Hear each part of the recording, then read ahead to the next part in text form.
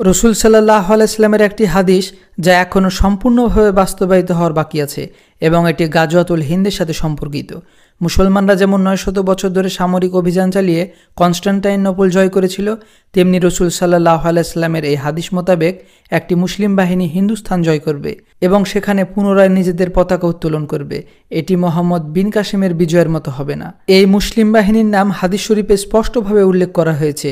যখন তারা হিন্দুস্তান জয় করবে, এরপর তারা ফিলিস্তিনের দিকে অগ্রসর হবে, সেখানে ইসরায়েলের সাথে তাদের যুদ্ধ হবে, তাদের কালো পতাকা থাকবে এবং শেষ পর্যন্ত জেরুজালেমে গিয়ে এই বাহিনী ইমাম মেহেদী আলাইহিস সালামের নেতৃত্বে শাসন প্রতিষ্ঠা করবে। কিন্তু বর্তমানে ফিলিস্তিন ইসরায়েল যুদ্ধ চলাকালে আফগানিস্তানের বাহিনী ইরাক এবং ইরানের মধ্যে দিয়ে ফিলিস্তিনে যাওয়ার পথ চাইলে তাদের অনুরোধকে প্রত্যাখ্যান করা হয়েছে, ফলে ফিলিস্তিনকে এক প্রকার নিঃসহায় রেখে দেওয়া হয়েছে। রসুল সাল্লাল্লাহু আলাইহি সাল্লামের এই হাদিস ভবিষ্যতে 100 ভাগ প্রমাণিত হবে এবং এই হাদিসের মূল কেন্দ্রবিন্দু হলো আজকের আফগানিস্তান।